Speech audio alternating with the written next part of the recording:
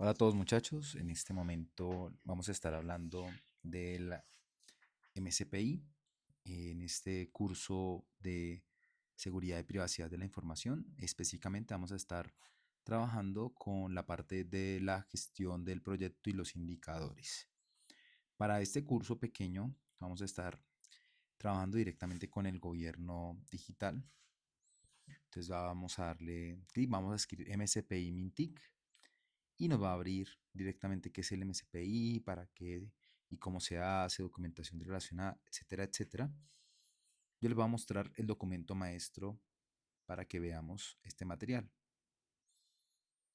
A la hora de nosotros ingresar directamente al modelo maestro, entonces nos vamos a dar cuenta específicamente de lo que tiene que ver con los lineamientos y el modelo de seguridad y privacidad de la información. MCPI significa eso, modelo de seguridad y privacidad de la información. Eso es, estamos hablando aquí de Colombia directamente. Yo voy a saltar muchos términos, muchos puntos, porque la realidad es que nosotros vamos a estar organizando diferentes segmentos, diferentes sesiones, y entre las sesiones en las cuales vamos a estar trabajando, entonces vamos primero, vamos a organizar en el espacio que vamos a estar trabajando directamente. Vamos a organizarnos para poder hablar de las definiciones. Muchas de las definiciones que se encuentran aquí en este punto se tienen que consolidar específicamente para poder hablar de los términos técnicos a los cuales se encuentra cada uno de estos puntos. Entre estos, miren que hay muchos términos técnicos, entre esos: tecnologías, trazabilidad, vulnerabilidad, qué es un troyano, qué es un virus, qué es un malware, qué es NIS. Todos estos términos en serio tenemos que aprenderlos para poder tomar y definir cada uno de estos elementos. Muy bien, el día de hoy voy a hablarles acerca del modelo de seguridad y privacidad de la información como tal, ya que se encuentra estructurado en 5 fases que permiten, obviamente, a las entidades formar de manera adecuada la seguridad en sus activos. Entonces, aquí ustedes lo están leyendo, yo también estoy trabajando directamente con ello, pero les cuento que cuando estamos hablando de activos de información, no solamente hablamos de computadores físicos o elementos de red, o no solamente hablamos de espacios que se configuran directamente, o puntos de red, o VLANs. No solamente hablamos de esos lugares, sino que les cuento que nosotros también tenemos un espacio en donde de manera adecuada organizamos la información. Estos espacios pueden ser servidores físicos en una empresa como tal, pueden ser servidores digitales en la nube, o también podemos hablar de servidores que se encuentran directamente gestionados por personas, o archivos directamente gestionados por personas en la parte física. No solamente esos archivos en papel, también pueden ser archivos directamente ubicados en servidores netamente históricos, archivados. Hay discos duros que pueden trasladarse mucho tiempo, a nivel de mucho tiempo, entonces también hay mucha información que se guarda allí. Para toda esta información, porque es que vamos a hablar de muchísimos tipos de información, entonces se gestiona directamente eh, el paso a paso. Ese paso a paso, aquí lo podemos ver nosotros, está dividido en diferentes fases.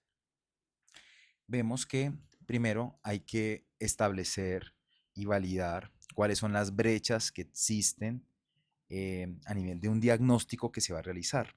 ¿Sí? El propósito, obviamente, de establecer y conocer las brechas, la brecha puede ser: no se tiene absolutamente nada legalizado, documentado, informado, no hay confidencialidad, no hay integridad, no hay disponibilidad de ninguno de los puntos. Mejor dicho, no se ha realizado ningún proceso dentro de este diagnóstico. Uno revisa qué es lo que está sucediendo con esa fase de información que se tiene, y con base a mi criterio, porque yo obviamente tengo que tener un criterio técnico allí, voy a establecer si existe una brecha muy alta o una brecha más bien pequeña.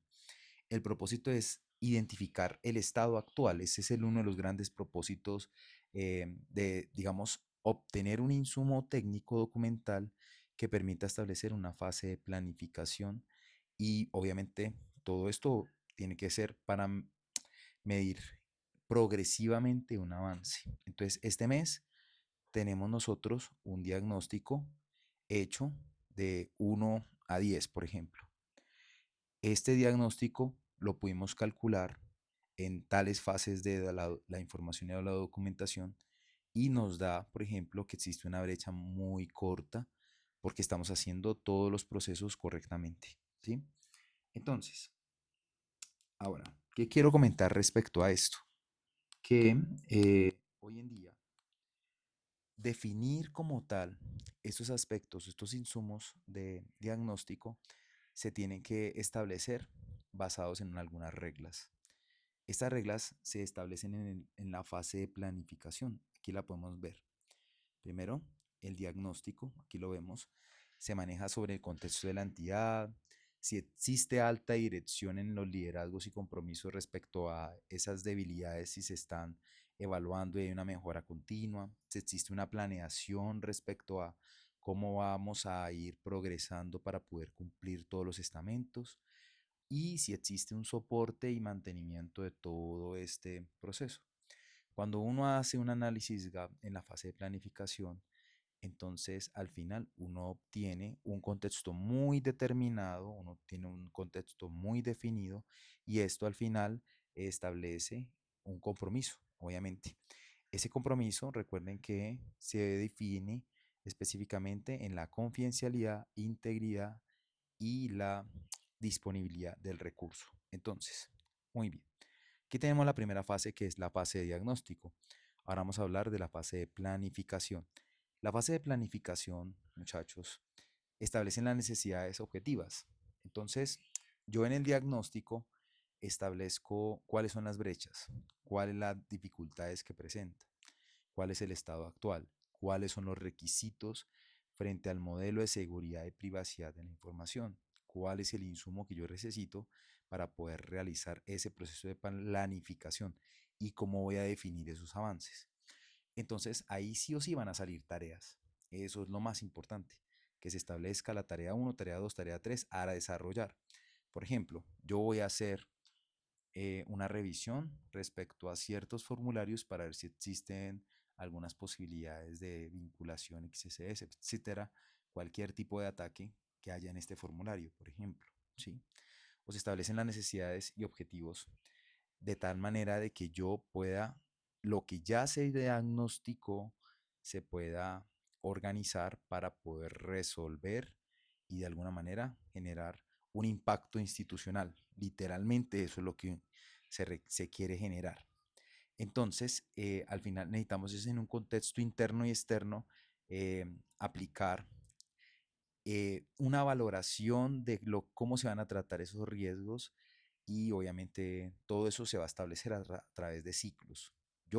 A mí me gusta manejar Scrum y yo utilizo Scrum en todo y aquí en este punto, cuando ya se establecen los requerimientos, entonces yo lo que hago es manejar un modelo Scrum para poder definir y desarrollar cada uno de esos espacios.